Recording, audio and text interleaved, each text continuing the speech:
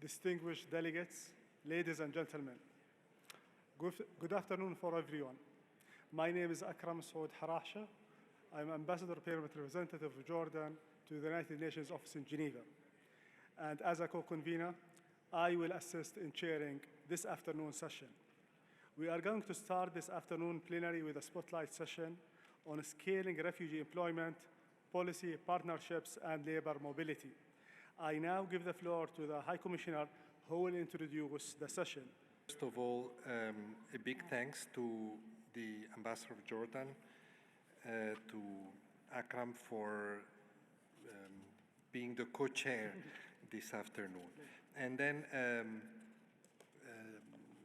I have a very simple task here to introduce this spotlight session. So you will see that in the course of the plenary, we will interrupt the plenary and have brief panel discussions on issues that we think are particularly important. And this one is about scaling refugee employment, policy, partnerships, and labor mobility. In other words, a spotlight, a focus on what I believe is the most important,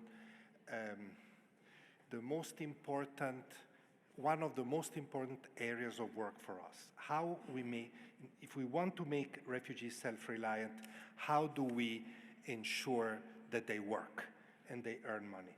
Now, I'm saying it in very simple terms, but I'm sure that our brilliant panelists will elaborate in much more complex and sophisticated terms on this important issue. And I am supposed to give you back the floor, Ambassador, to, I guess, give the floor to the spotlight session. That's what it says. I thank you, High Commissioner, and I give the floor to the panelists for the moment. And thank you very much, Mr. Chairperson. It's now my pleasure to invite Mr. Peter Sherman, Special Envoy for Migration at the Ministry of Foreign Affairs of the Government of the Netherlands, to deliver the opening remarks. Mr. Sherman, the floor is yours. Thank you, and of course, a warm welcome also to our High Commissioner. It's my great pleasure and honor to be here with you today. 2 years ago, at the 2023 Global Refugee Forum, the Netherlands committed 800 million euros to support 8 countries in the Middle East and the Eastern Horn of Africa, countries hosting millions of refugees. We did this together with our UN and World Bank Group partners through our flagship Prospects partnership. Prospects represents one of our largest single commitments in recent years, second only to our IDA replenishment. We chose to make this commitment under the mega pledge on economic inclusion and social protection, the same pledge that has brought us here today. We did so because we believe that being part of the economic fabric of society matters deeply. Being self-reliant, not chronically dependent on assistance, this is fundamental to human dignity for refugees and for the communities that generously host them. But as some of you also may know, the Dutch are also pragmatists. We're also sometimes very direct and blunt, but I won't be going that today. Turning back to pragmatism, we really believe that economic inclusion makes sense in concrete ways. The past years have produced compelling evidence showing that when refugees can work, run business, and meet their own needs, they also lower the costs of hosting them. With the right assistance and good policies, economic inclusion increases shared wealth and can make a real difference for all those affected by displacement. Of course, we understand this task is difficult. In the countries where we work, refugees often share scarce resources and compete for jobs with already struggling members of the host communities. Security concerns can lead to limiting the freedom of movement, and with it, also economic opportunities. Displacement poses non-material challenges as well as pressure on services and housing. The steps that some hosting countries have made in the past years create a solid basis for economic inclusion at scale and deserve our recognition. In Kenya, the Shirika Plan, launched in March this year, allows refugees to apply for work permits and access formal employment. It gives them the right to establish business, access property, and register for mobile money services, opening pathways to finance. The settlements where they have lived are being turned into municipalities, connected with host communities through water and infrastructure. In Ethiopia, a new directive operationalizing the right to work has created pathways to economic integration. Refugees can now obtain work permits and apply for business licenses through government services. The demand has really been extraordinary, reaching above 90% of refugees in some locations. They are also accessing the national digital ID system, which facilitates government services, economic opportunities, financial inclusion, and social protection. Importantly, refugees are now included in the national digitalization strategy. Managing this process takes time and delicate work, and this year it has become much harder. Current aid cuts threaten many of these achievements. Uganda, who will take the floor shortly, also offers a stark example. Their generous refugee inclusion policies have long inspired the region and served as a blueprint for others. Yet, now they also face a systemic health crisis. Monthly assistance per refugee has dropped from $16 to just $5. Malnutrition among refugees rose to more than 21% this spring. I would like us to pause and contemplate these figures, to consider the scale of human suffering that they represent.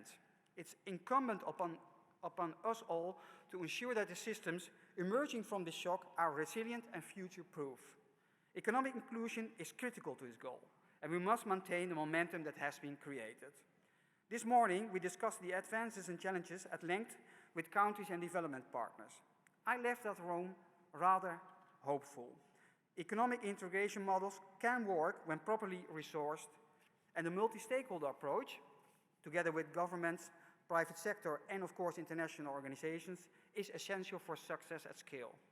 I believe we are on the right path, even though there are clouds overhead.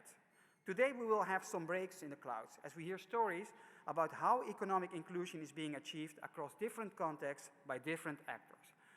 I appeal to all of us to draw knowledge and inspiration from these stories and find ways to further this agenda together, each of us fulfilling our role to the best of our abilities.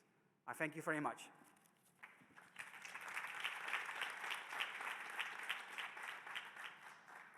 Thank you very much, Mr. Schuman, for so eloquently setting the scene for our discussion.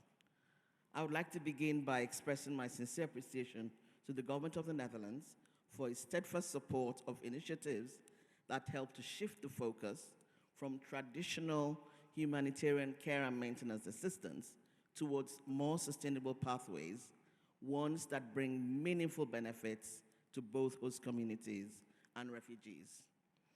My name is Jumoke Jagundokumu, and I serve as IOC's Chief Investment Officer and Head of Fragility in Africa.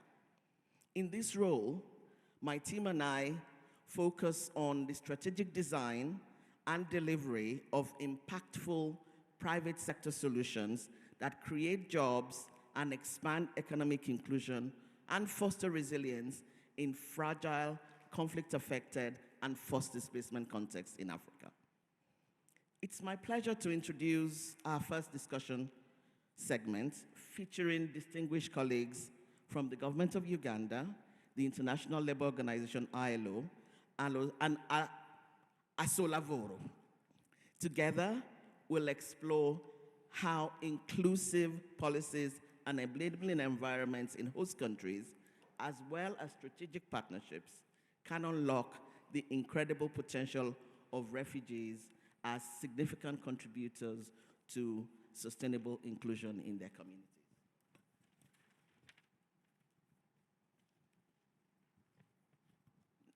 Given that we're in Switzerland, the land of FIFA, you see the yellow and red cards.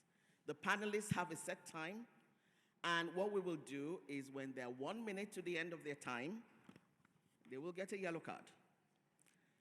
And at the end of their speaking time, they will get a red card, at which point they must stop.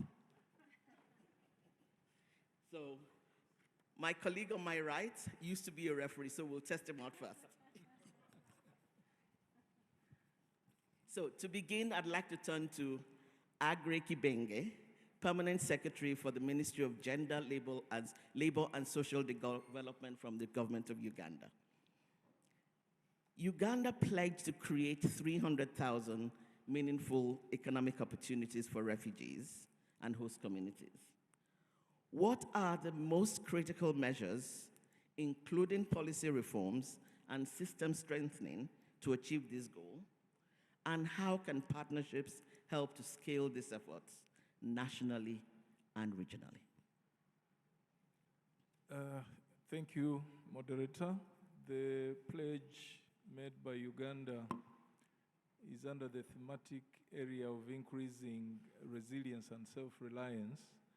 Unfortunately, the ministry that I head is the one responsible for delivering on this pledge.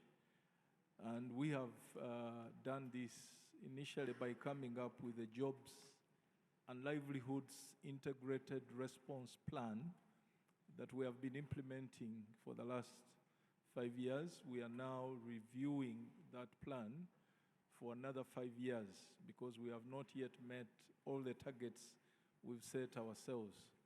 But this also comes in a context where, as you've heard, the country's policies, the refugee inclusion policy, we have the comprehensive refugee response framework. We are talking of the settlement transformation agenda that facilitates integration of refugees within the local communities and expanding their opportunities. We have the overarching development plan. I've talked about that in the morning, the National Development Plan, but even the sectoral plans also facilitate inclusion and integration of the refugees. Uganda was the first country in the world to come up with a refugee response plan within the education sector. And since then, many sectoral plans have come up.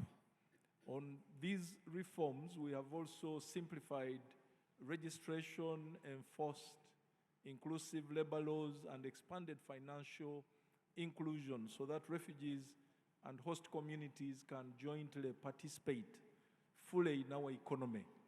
We have recently been implementing a World Bank project for empowerment of women, growing women enterprises, and within that intervention, there are funds earmarked to support women entrepreneurs within the refugee camps.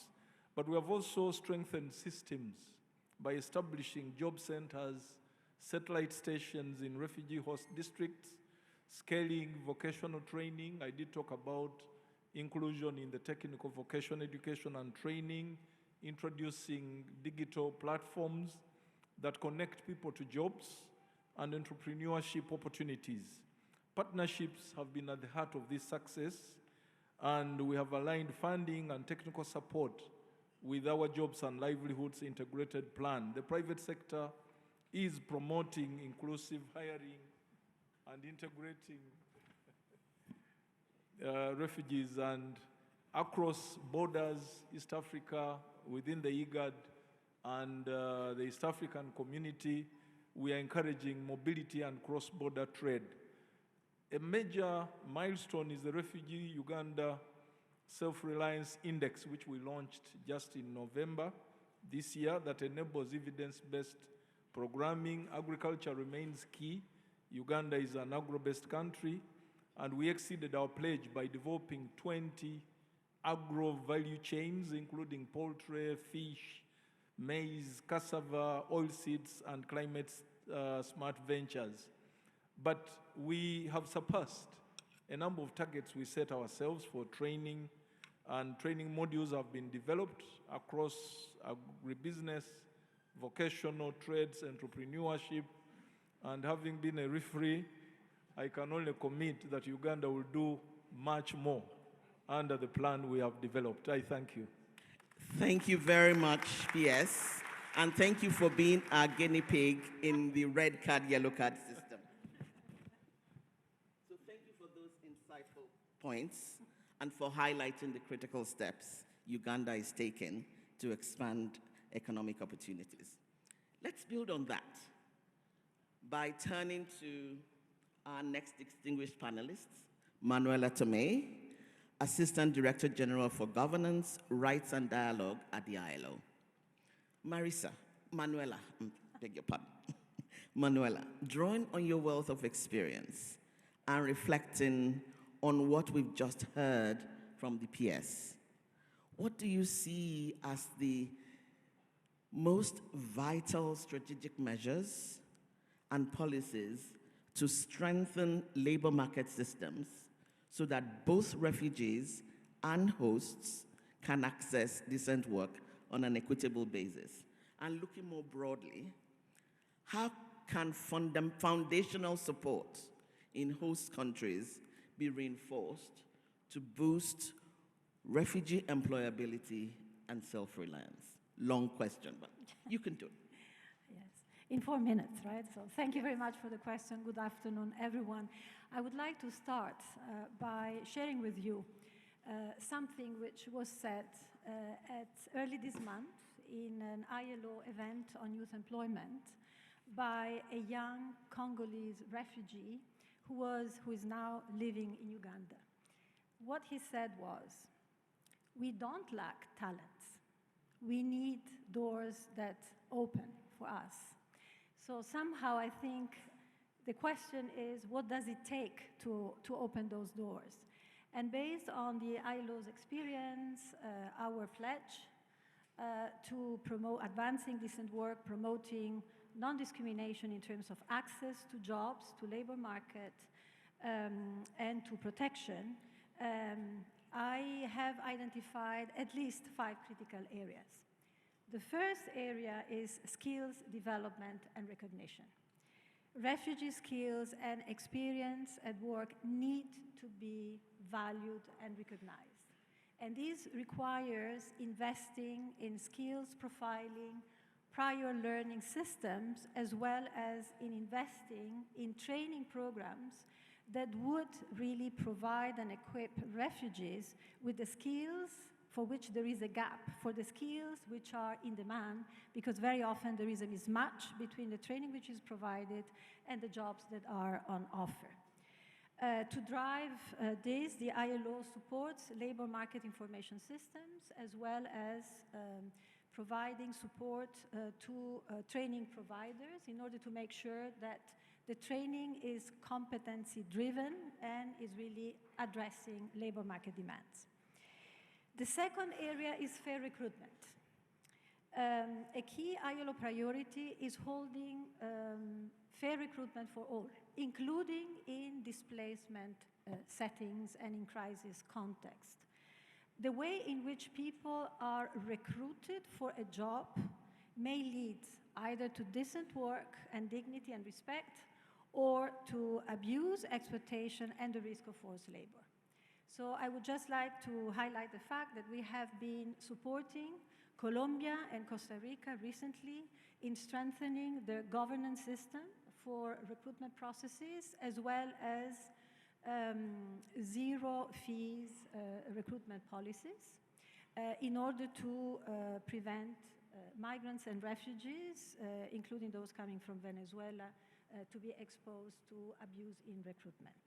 The third element is employment creation and enhanced employability. This is really at the very heart of the response of the ILO.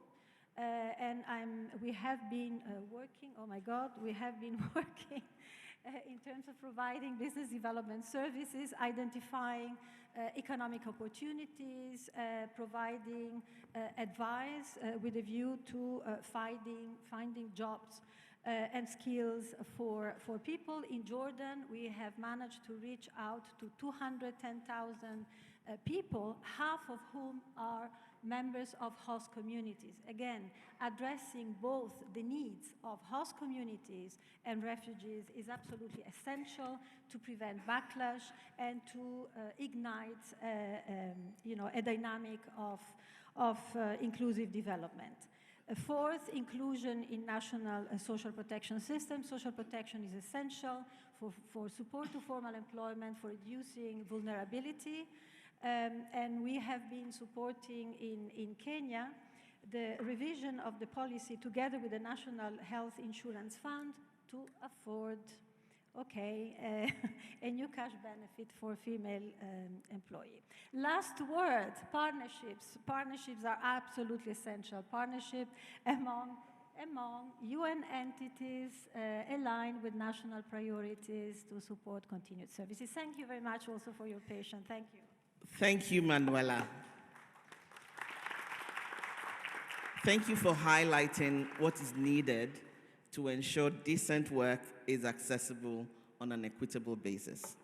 From my experience at the IFC, I know that achieving such a vision is never easy, and it simply isn't possible without strong strategic partnerships across sectors and across institutions.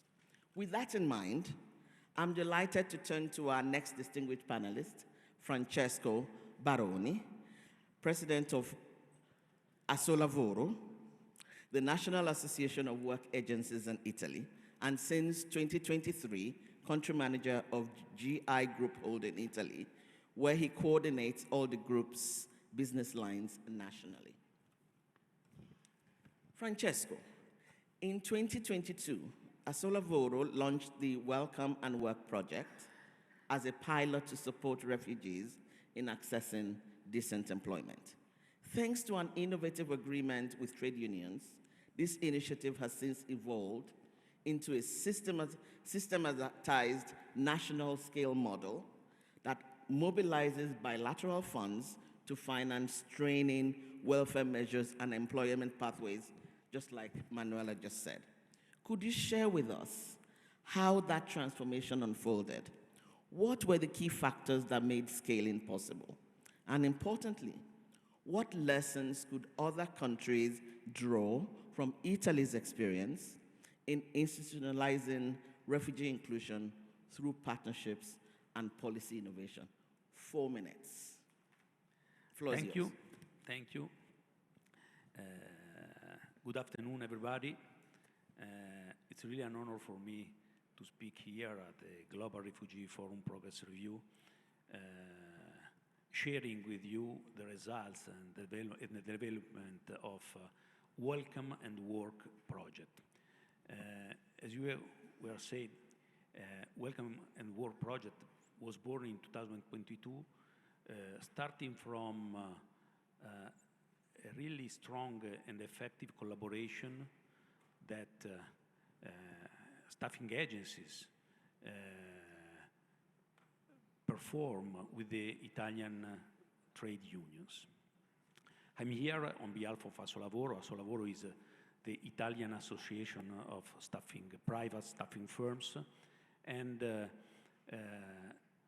since the beginning of the project in 2022, when the Ukrainian conflict broke out, we decided to allocate 45 million of private resources to help the thousands of people arriving in Italy by leveraging the bilateral funds and by leveraging the ability of our sector to share assets, private investments, information systems, skills, everything really helpful in welcoming refugees, but also in helping these people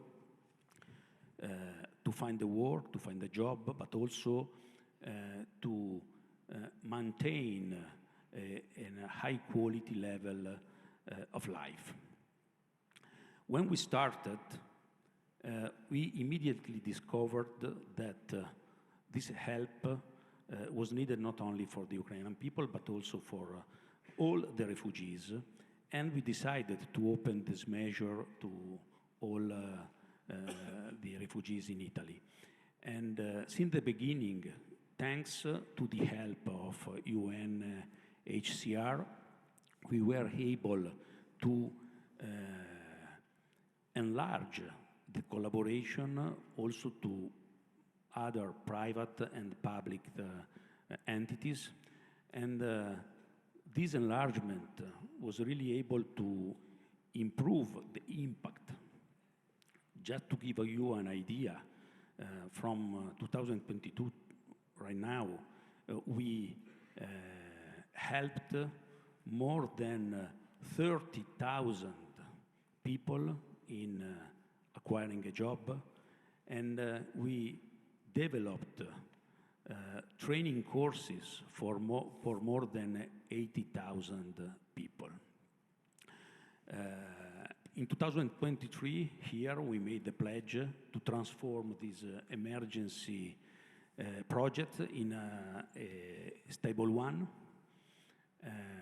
We were able to maintain the promise, and at the beginning of this year, within the renewal of our labor agreement with trade unions, we make this project a stable one. So now we can use these funds, we can use these processes in order to help all the refugees coming in Italy. I have to thank really UNHCR, because we were really able to establish a strong trust, a strong collaboration that make a difference. Thank you. Thank you, Francesco, for showing how partnerships and policy innovation can turn an emergency response into a structural solution. Welcome and Work is a powerful example of scaling refugee inclusion through collaboration and commitment. I would now like to invite Mabe, on behalf of the Alliance for Inclusion in Mexico, to make the first featured statement of support. Mabe? Thank you so much. Excellencies, distinguished delegates, and colleagues. It's an honor to join this spotlight session on behalf of the Alliance for Inclusion in Mexico and all of us at MABE. This is a moment, very reminder of what becomes possible when the private sector, civil society, and international organizations choose to act together. The Alliance was created with a simple but powerful belief that inclusion is not an act of charity, but a pathway to strengthen both our societies and our economies. Over the years, we have learned that when companies coordinate their efforts, share practices, and commit to common standards, they can create employment ecosystems where refugee talent can thrive. This is what makes the Alliance so relevant today.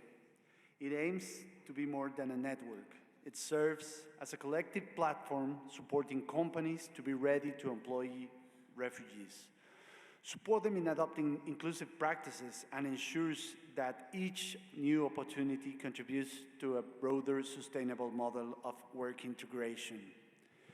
Going hand in hand with the Mexican Refugee Commission and the national and local employment services, along with the leadership of the UNHCR, our strategic partners and members have been able to move from isolated initiatives to a wider coordinated effort. This is now recognized internationally, and it's a great success. We have seen that the private sector is not only capable of scaling solutions, aligning recruitment practices, and strengthening partnerships with local organizations and services providers. The Alliance will continue helping companies open dignified and formal employment pathways to benefit the displaced talent and the industries that welcome them. Mexico now stands as a reference point for refugee inclusion, demonstrating that coordinated multi-sector action can create models that are replicable across regions. Our experience shows that when the right partnerships are in place, we can move from aspiration to implementation at scale. But there's still a lot to do. As displacement continues to rise globally, we need stronger public policy frameworks that allow these models to expand even further. We need continued international support so more and more companies can build their capacities, required for meaningful integration. And also, we would like to invite organizations all over the world, both public and private, the civil society, to join us in this effort, exchange learned experiences, tools, travel roads, and adapting this model to the continuous changing contexts. The Alliance for Inclusion in Mexico is committed to deepening partnerships, strengthening employer readiness, and contributing to a global movement where refugees can rebuild their lives with dignity through work. We stand ready to collaborate, to share what we learn, and to help accelerate solutions wherever they're needed. As we look ahead, we will continue to champion a vision in which every member of this effort, regardless of its size or sector, can become an engine of opportunity. Our experience proves that when we open doors to refugees, we do more than just offering jobs. We unlock potential, strengthen communities, and build more resilient markets. This is the future we believe in, one where inclusion is not the exception, but the norm, and where we stand as confident, committed partner in shaping more dignified and equitable world of work. Thank you very much. Thank you very much, Mabi. On behalf of the Alliance for Inclusion in Mexico, for your statement of support. I would like to invite the government of France to deliver the featured statement of support on behalf of Avec Elle, multi-stakeholder pledge. Mesdames, Messieurs, bonjour. Je suis honoré de prendre la parole en tant que représentant du ministère de l'Intérieur et du gouvernement français pour vous partager les progrès en faveur de l'emploi des réfugiés en France et en particulier pour les femmes réfugiées. Le soutien à leur insertion professionnelle est en effet une priorité de tous les partenaires de l'initiative Avec Elle. À ce titre, de nombreuses associations et entreprises se sont engagées en faveur de l'emploi des femmes réfugiées pour faciliter leur recrutement, y compris dans des secteurs traditionnellement masculins comme la technologie ou le numérique, pour favoriser aussi leur accès à une pratique sportive, inclusive, gratuite et en sécurité, ou encore pour les aider à créer et développer leur propre entreprise. Nous avons également créé des ambassadrices de l'égalité, recrutées parmi des femmes issues de l'immigration, formées et qui proposent des ateliers de sensibilisation sur l'égalité entre les femmes et les hommes pour tous les étrangers primo-arrivants. En 2025, 10 ambassadrices ont déjà été recrutées et plus de 40 ateliers de formation ont été organisés. Depuis 2023, la généralisation sur tout le territoire français du programme Agir, qui organise l'accompagnement global et individualisé des réfugiés pendant 2 ans, nous a permis d'accélérer cette dynamique en faveur de l'insertion des réfugiés les plus vulnérables. Au total, près de 39 000 personnes sont entrées dans ce programme Agir, dont 38% de femmes. Et nos efforts portent leurs fruits. Notre action est de tout mettre en œuvre pour que la période de rupture que constitue la migration dans leur parcours professionnel soit la plus limitée possible. Si les réfugiés sont plus touchés par le chômage que les autres migrants lors de leur installation, nous constatons une nette amélioration de leur situation dès les premières années. Et aujourd'hui à Genève, j'ai le plaisir de vous confirmer que le prix destiné à valoriser des entreprises engagées en faveur de l'inclusion des réfugiés sera mis en place dès 2026. Il sera lancé dans les tout prochains jours. Il s'agit d'un projet très attendu en France par tous les partenaires, entreprises, associations, services publics. Plusieurs réfugiés, membres de l'Académie pour la participation des réfugiés, ont contribué à l'élaboration de ce prix qui fait l'objet d'un large consensus. Il récompensera les démarches inclusives et il permettra d'inciter de nouvelles entreprises à s'engager. Je tiens à remercier solennellement Paolo Artini et toutes les équipes de la représentation française du HCR pour leur aide essentielle dans la concrétisation de ce beau projet. Au nom du gouvernement français, nous vous remercions infiniment, cher Paolo Artini, pour votre investissement et votre engagement de chaque instant en France depuis 2018. Mesdames, Messieurs, tous les engagements des acteurs de l'initiative Avec Elle s'inscrivent dans une même vision, celle d'une société où chacune et chacun, quelle que soit son histoire ou son parcours, peut trouver sa place et construire son avenir. Le gouvernement français poursuivra son action aux côtés de toutes celles et de tous ceux qui s'engagent en faveur d'une société humaniste qui reconnaît la diversité et donne sa place à tous les talents. Je vous remercie. Merci beaucoup. Thank you to the government of France on behalf of the Avec Elle multi-stakeholder pledge for your statement of support. Let's take a moment to thank our speakers from discussion segment 1 on my right, for sharing their valuable insights. Their perspectives have set a strong foundation for the next part of our conversation. I'll now shift to my left.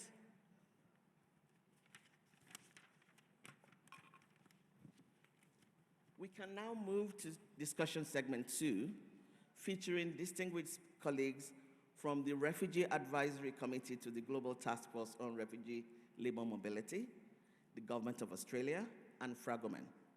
This segment will highlight scalable practices and systemic approaches that are advancing refugee employment through labor mobility pathways. By drawing on refugee lived experience, government leadership, and private sector expertise, we'll explore how labor mobility can be further scaled as a powerful driver of refugee self-reliance, resilience, and durable solutions.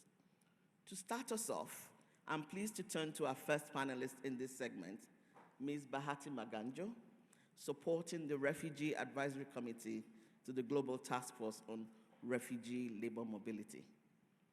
Bahati, based on your work on the task force and its Refugee Advisory Committee, how does the wealth of the lived experience and professional expertise of the Refugee Advisory Committee support efforts to scale refugee employment through labor mobility?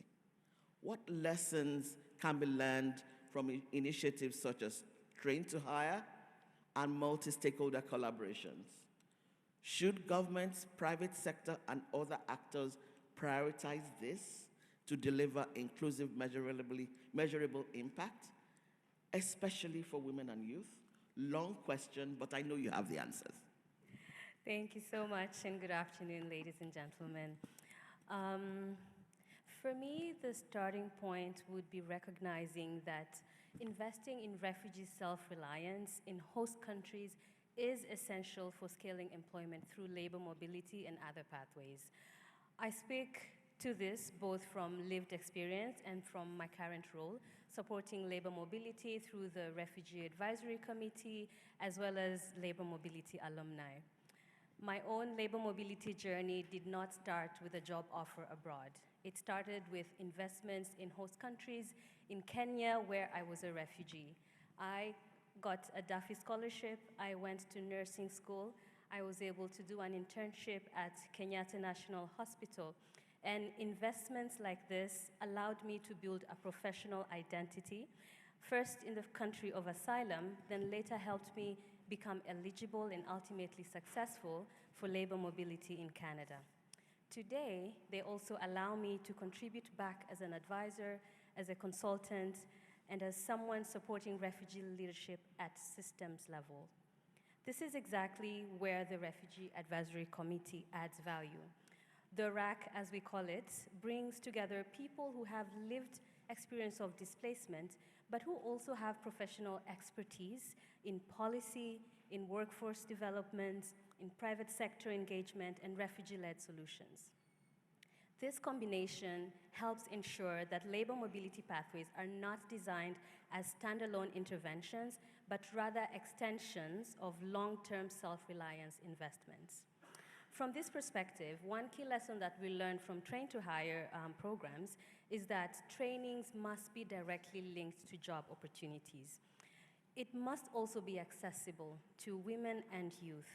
That means paid or supported training, flexible timings, recognition of formal or informal experience, and addressing barriers like care responsibility and documentation gaps. Refugee advisors help identify these fallout points and help redesign programs to reduce these drop-off points.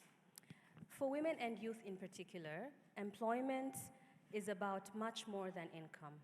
It's about dignity, safety, confidence, and long-term stability. That is why investments in host countries are so crucial. They benefit refugees whether they remain, whether they repatriate or move on to third country solutions. So if we want to scale inclusive and measurable impact, we must invest early in refugees' skills and agency design labor mobilities as complementary to self-reliance, and of course, embed refugee expertise into systems we are trying to scale. Thank you very much. Thank you, Bahati. Thank you, Bahati, for underscoring the power of lived experience, collaboration, and inclusive labor mobility. There's nothing like that experience to speak to the issues. Let's now turn to our next distinguished participant, Mr. Andrew Kiley, First Assistant Secretary for Migration, Citizenship and Humanitarian Policy in the Department of Home Affairs, Government of Australia. Andrew, given Australia's leadership of the Global Task Force on Refugee Labor Mobility, how do you see the potential of labor mobility to expand refugee employment opportunities further? And in your view, how does the Train for Hire program illustrate an approach that could be replicated across the region? Thank you very much, and it's an honour to be part of this panel here today. As we all know, refugee labour mobility presents significant opportunities to invest in the skills and experience of refugees, expanding access to legal pathways that benefit and support both refugees, host countries, and destination countries in the process. Australia is committed to supporting practical solutions to achieve this goal. As chair of the Global Task Force on Refugee Labour Mobility, our objective is to do what we've been talking about today, to build the foundations to scale up and reduce barriers to refugee labour mobility programs. Australia has made significant progress in this regard, including through the implementation of our 2023 skills-based global refugee pledges. The Skilled Refugee Labour Agreement pilot in Australia is making a real impact. So far, 167 Australian businesses have sponsored 188 skilled refugees and displaced people, plus their families. They're filling critical roles in healthcare, ICT, and construction, strengthening our workforce and, just as importantly, strengthening our communities. We also recognise that there are multiple barriers facing displaced persons accessing these labour pathways. One solution, as we mentioned, is the Train to Hire concept. Australia, together with IOM and UNHCR, and I thank them for their support and engagement, and the Global Task Force more generally, is developing the Train to Hire framework in Asia Pacific. This is designed to equip refugees in host countries with market-relevant skills and match them with international employment opportunities. The goal here is threefold: remove barriers to labour pathways for displaced people, promote refugee self-reliance, and help employers meet urgent workforce needs. The Train to Hire framework, currently in its inception phase, is being developed in partnership with the Malaysian government to ensure its effective implementation and shared success across the region. We're undertaking consultation and analysis to identify key labour market needs to inform the design of this pilot program. The ultimate goal is to provide proof that this concept can be effective and can be scalable, sustainable, and replicated across our region and ideally across the globe. Linked to this are identifying key barriers to scaling refugee employment pathways. For instance, language skills can often present significant barriers to labour mobility. To address this, Australia has developed an app to improve accessibility to free English language learning for refugees and other migrants around the world. We hope that this innovation will empower refugees and displaced persons to build language skills essential for employment and integration. Another hurdle is access to documentation. Addressing this, thank you, together with New Zealand, Australia is championing the global issuance and acceptance of machine-readable refugee travel documents, working with ICAO and UNHCR to build technical capability across the Asia Pacific. All of these efforts combined, bringing together government, business, employers, international organisations, NGOs, building and leveraging skilled refugee lived experience will help address barriers to refugee employment and labour mobility, and over time lead to scale. Thank you very much. Thank you, Andrew. Thank you for sharing those valuable insights and for illustrating Australia's leadership in advancing refugee labor mobility. Let's now turn to our next distinguished panelist, David Crawford, Managing Partner of Fragomen Canada. David, through your firm's collaborative ongoing work to assist refugee talent, you've been a strong champion of connecting skilled refugees with labor mobility opportunities. Based on that experience, how can existing legal frameworks and operational partnerships be revisited to further the role of private sector actors in this space as a tool to scale labor mobility pathways for refugees? Thank you for the question. Excellencies, delegates, ladies and gentlemen. The most obvious role of the private sector in refugee labour mobility is to recruit people, to provide jobs for them. But I must say, in the early stages of the labour mobility activity, we thought, are the legal pathways the priority? Should we make some changes? And thankfully, Canada and Australia, and we hope soon the UK, created special pathways. And in some countries, there are challenges.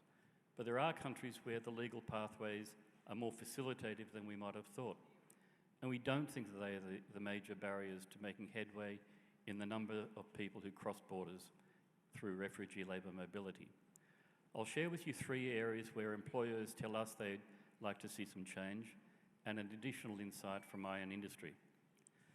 There is a challenge for governments, both in terms of their processing resources and their need to protect local labour markets. But one of the challenges in some cases can be processing delays, where in one instance a processing commitment slid from something like 6 months to 2 years. And for employers trying to recruit, that is a serious challenge. They look for alternatives. Or where filing fees might, for a family of 4, cost $20,000 American just for the government filing fees. Now, I'm not saying that there is a role for all of us, but we can collaborate with governments to assist, as we can with the third factor, which is skills recognition, which is a very old problem for migration systems. And the train for hire and the hire to train even concepts that are being championed by the Global Task Force and by the Green Horizons Project look very much at the refugee experience in the preparation for a new life. The final of these 4 remarks is related to technology.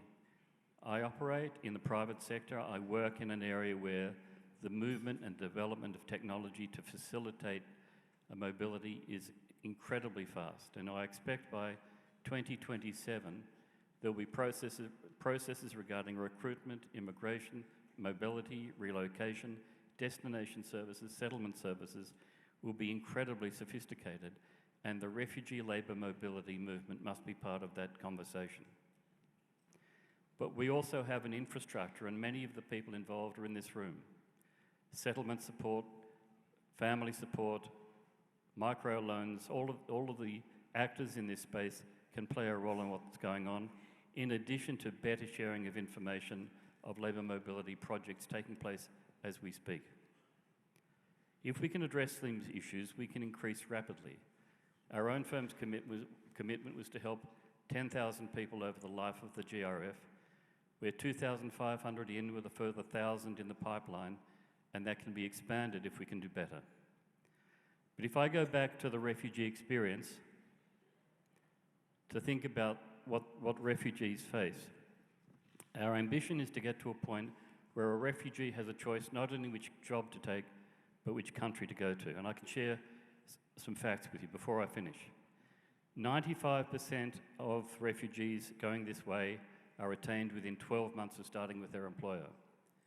95% of employers say they are very satisfied with their employees. And the ambassadors who are the refugees do a better job at advocating for the refugee labour mobility than I can do. Thank you. Thank you, David, for sharing those valuable insights into how the private sector can help expand labor mobility pathways for refugees. I would like to invite the Refugee Self-Reliance Initiative to deliver the featured statement on behalf of the Economic Inclusion and Social Protection multi-stakeholder pledge. 3 minutes. Good afternoon. 2 years after the launch of the multi-stakeholder pledge on economic inclusion and social protection, states, civil society, refugee and community-led organizations, the private sector, multilateral institutions, and academia are demonstrating what is possible when commitments are matched with coordinated action. Today, EISP pledge partners are driving progress across policy reform, programming, and evidence generation to strengthen self-reliance outcomes for hundreds of thousands of refugees. We are seeing real policy change underway. At least 11 states have adopted or strengthened laws and policies expanding refugees' access to work, social protection, and public services. Initiatives such as Kenya's Shirika Plan, Right-to-Work directives in Ethiopia and Thailand, and Brazil's new national migration and asylum policy reflect growing political will to advance refugee inclusion within national development frameworks. At the programmatic level, nearly 500,000 refugees, other displaced people, and host community members have been reached through initiatives supporting skills development, employment, and entrepreneurship. Evidence from graduation and other holistic programming approaches shows that when income generation, protection, and inclusion are addressed together, even highly vulnerable refugee households can make sustainable progress towards self-reliance. The pledge has also strengthened the evidence base. Partners have delivered more than 20 research projects and convened dozens of learning events, including the first comprehensive evidence review on refugee self-reliance and a growing portfolio of refugee-led research. This learning is helping to clarify both what works and what is at risk if pledge commitments are not fulfilled. This is particularly important in the current context of severe funding cuts. Enhancing self-reliance must be recognized as a system-wide, ongoing commitment to advancing solutions. It is neither a time-limited goal nor an objective that can be considered achieved when financing for programs is cut or simply runs out. With the current funding and policy shifts, maximizing the impact of every investment becomes even more critical. Skills development programs and access to higher education are not only essential for self-reliance in host countries, they are also foundational for complementary pathways such as labor mobility and other solutions. As we are hearing from today's panelists, when these efforts are intentionally linked, we can accelerate progress and widen impact across both Objective 2 and Objective 3 of the Global Compact on Refugees. Advancing self-reliance is not a short-term ambition. It is a long-term imperative that anchors dignity, expands opportunity, and enables lasting solutions, and one that refugees themselves continue to champion. Looking ahead to the next Global Refugee Forum, the Refugee Self-Reliance Initiative, and the wider EISP Pledge leadership are committed to working with partners to convert ambition into action and pledges into measurable progress. Thank you. Thank you. Thank you to the Refugee Self-Reliance Initiative on behalf of the Economic Inclusion and Social Protection Multi-Stakeholder Pledge for your statement of support. Thank you to all speakers for such an insightful and inspiring exchange. Today's discussion reaffirmed a powerful truth. Scaling refugee employment is not only a humanitarian imperative, it is a strategic, economic, and social investment in our shared future. We've seen that enabling policies and systems, fair recruitment, recognition of skills, documentation, access to finance, and social protection are critical to translate legal rights into real access to decent work, self-reliance, and durable solutions. We have also heard how labor mobility and in-country inclusion must be designed as complementary approaches, linking skills development and work experience in host communities to opportunities across borders, and where possible, to sustainable reintegration upon return. 3 priorities clearly stand out. First, decent work. Not just any work, must be standard. Jobs that offer dignity, safety, equal treatment, and clear pathways for skills development, career progression, and economic security. Second, inclusion and mobility work best together.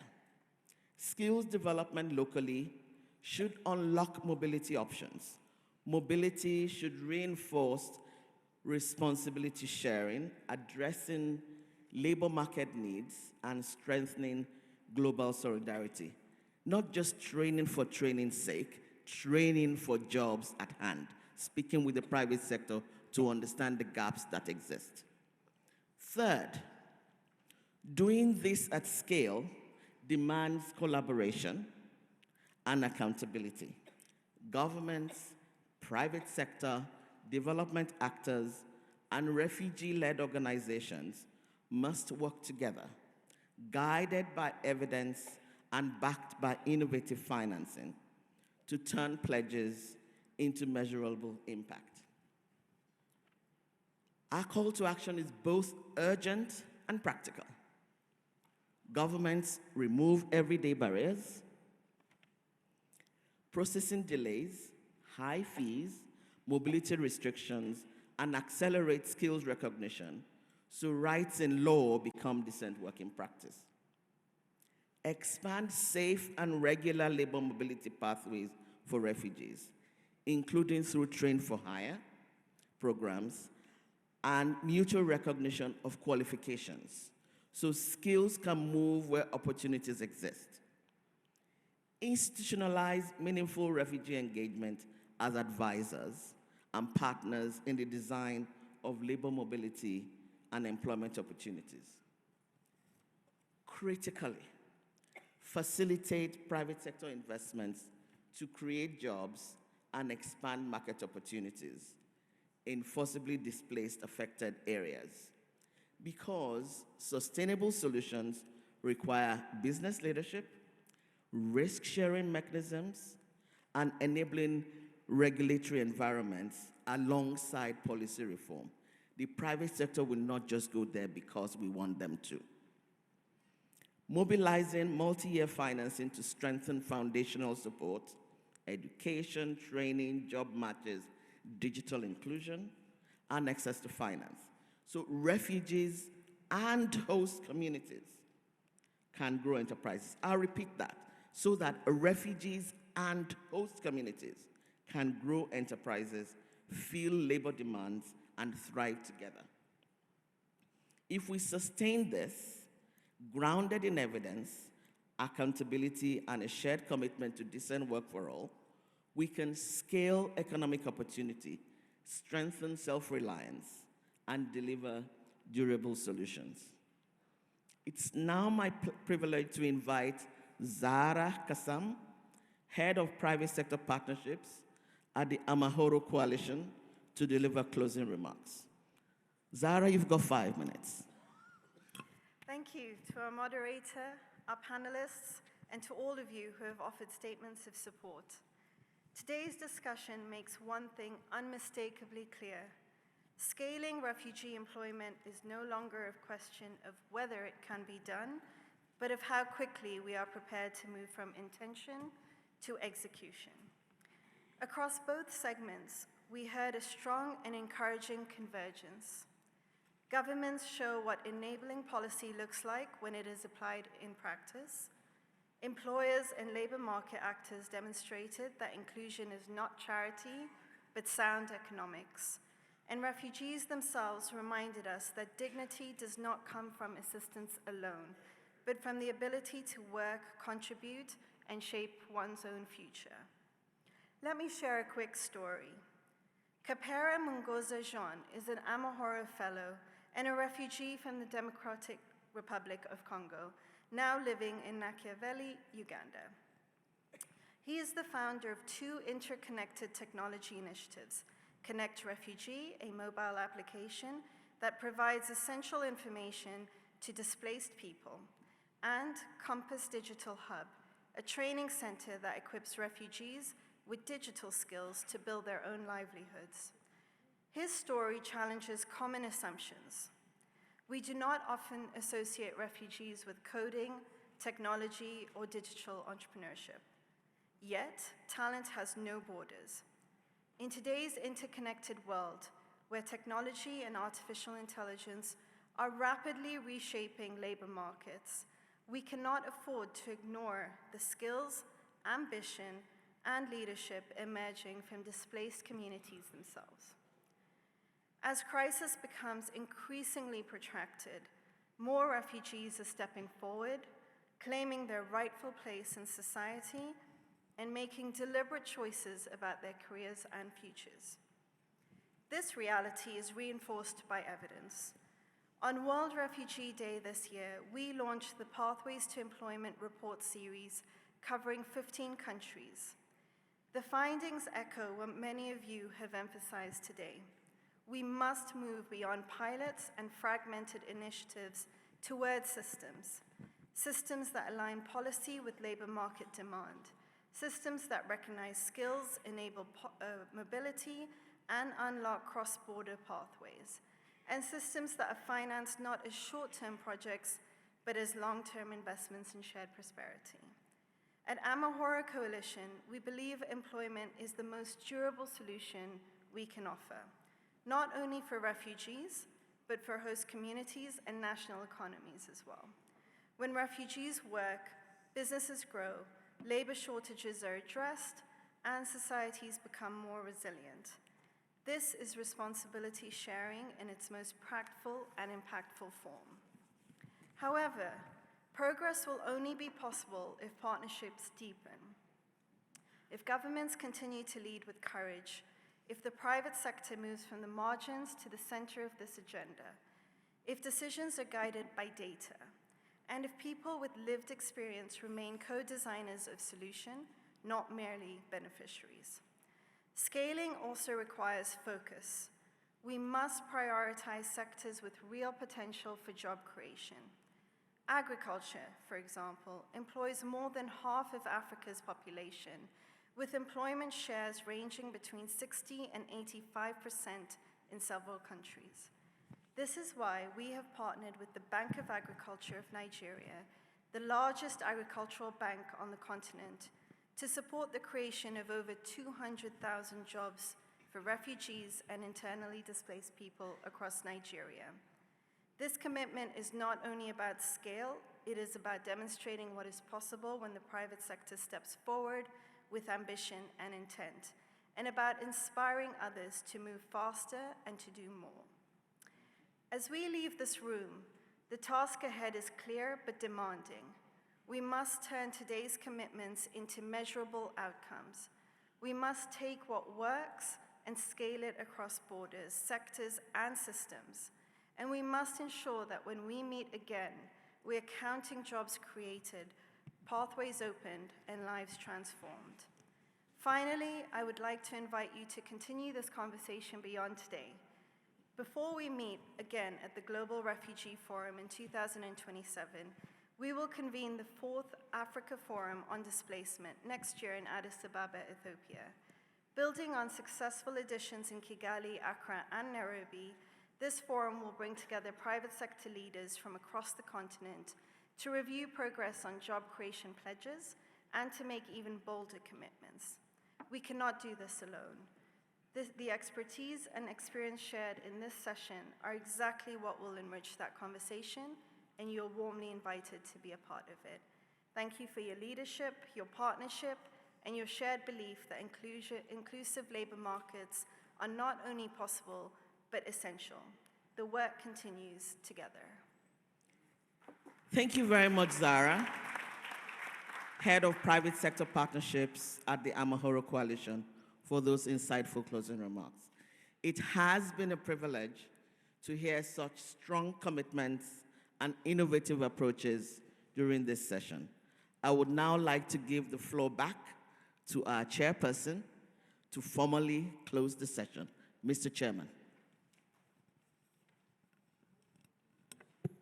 Thank you very much, Umoke. And thank you